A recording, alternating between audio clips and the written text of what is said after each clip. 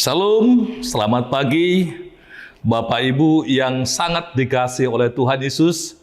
Kembali kita bertemu dalam renungan pada hari ini, Selasa 31 Oktober tahun 2023. Sebelum kita mendengarkan firman Tuhan, kita puji Tuhan dari buku ND nomor 126 ayat 1.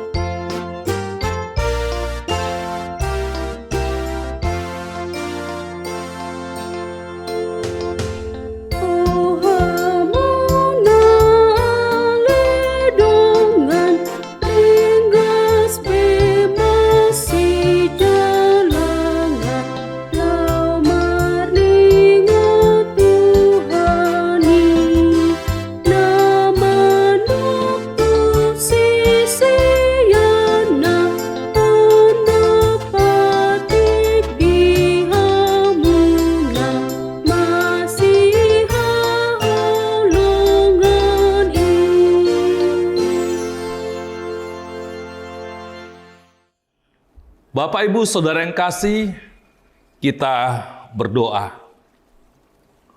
Tuhan Yesus, kami serahkan hidup kami pagi hari ini ke dalam tangan-Mu. Biarlah firman yang akan kami dengar menjadikan kami semakin dekat kepada-Mu, ya Allah. Berkati firman-Mu Tuhan, dan berkati semua kami yang mendengarkan. Di dalam nama Tuhan Yesus kami berdoa. Amin. Saudara, Bapak Ibu yang dikasihi oleh Tuhan Yesus, firman Tuhan pada hari ini bagi kita diambil dari kitab Ibrani pasal 12 ayat yang ke-14. Demikianlah firman Tuhan. Berusahalah hidup damai dengan semua orang dan kejarlah kekudusan. Sebab tanpa kekudusan, tidak seorang pun akan melihat Tuhan. Tanpa kekudusan, tidak seorang pun akan melihat Tuhan. Melihat Tuhan karena kekudusan. Saudara yang dikasihi oleh Tuhan Yesus, firman Tuhan menegaskan kepada kita bahwa kita harus mengejar kekudusan. Sebab tanpa hidup di dalam kekudusan, maka mustahil kita bisa melihat Allah. Mengejar kekudusan memiliki harga, dan harganya adalah penyangkalan diri dan penyalipan daging. Dengan kemenangan Kristus akan dosa dan Roh Kudus yang mencurahkan dan diam di dalam kita, maka sesungguhnya kita sudah dimampukan untuk menang dari dosa. Saudaraku, teknologi 3D atau 3 dimensi merupakan teknologi yang membuat kita melihat media yang berada pada layar kita seolah bergerak keluar, ya, membuat pengalaman menonton atau menikmati hiburan itu akan semakin terhayati. Namun, teknologi 3D ini hanya dapat kita rasakan kalau kita menggunakan alat bantu kacamata 3 dimensi. Tanpa kacamata khusus ini, tentunya hanya gambar 2 bayang yang terlihat. Dan kita hanya menonton justru menjadi buram gambar itu dan bisa membingungkan apa yang kita tonton. Saudara, di dalam kehidupan kekristenan, kedekatan kita dengan Tuhan adalah segalanya yang perlu dikejar dan diperjuangkan.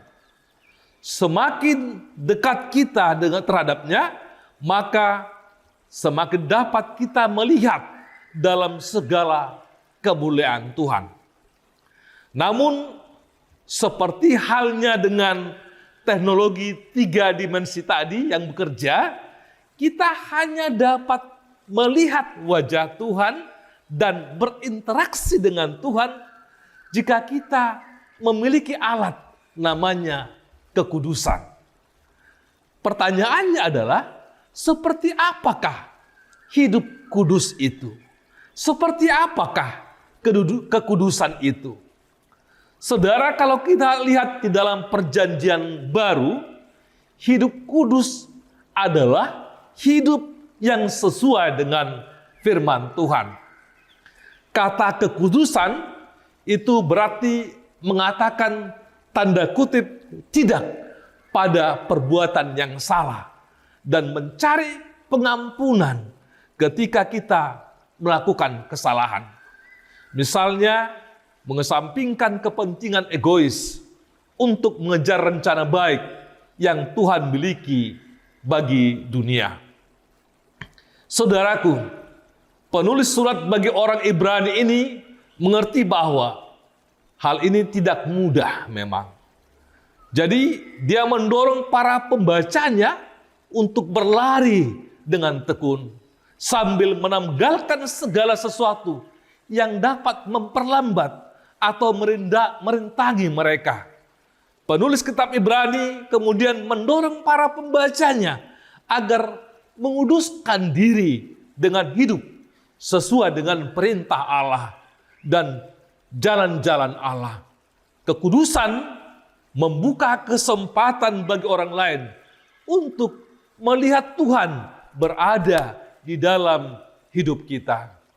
Itu juga memberikan kita kesempatan, Bapak, Ibu, Saudara, untuk mengasihi orang lain, sebagaimana juga Yesus mengasihi mereka. Saat kita mengejar hubungan dengan Tuhan, cara kita berinteraksi dengan orang lain juga seharusnya berubah. Penulis Ibrani menggambarkan Tuhan sebagai Allah damai sejahtera, sebagaimana nanti kita lihat dalam Ibrani pasal 13 ayat 20.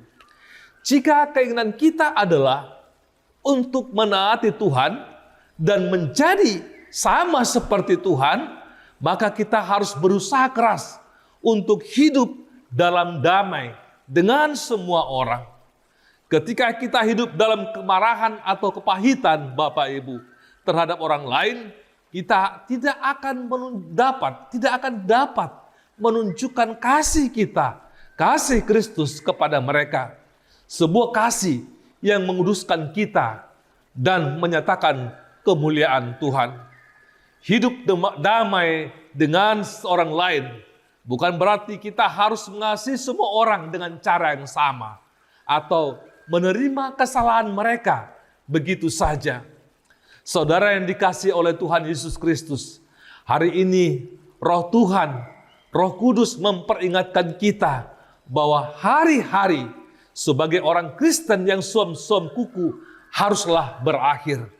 Jika kita sungguh-sungguh merindukan suatu kehidupan yang berkemenangan, maka kita harus bersedia untuk melakukan apa yang diperlukan untuk benar-benar mengenal Allah, yaitu mengejar kekudusan dengan menyangkal diri, memikul salib, serta mengikut Yesus.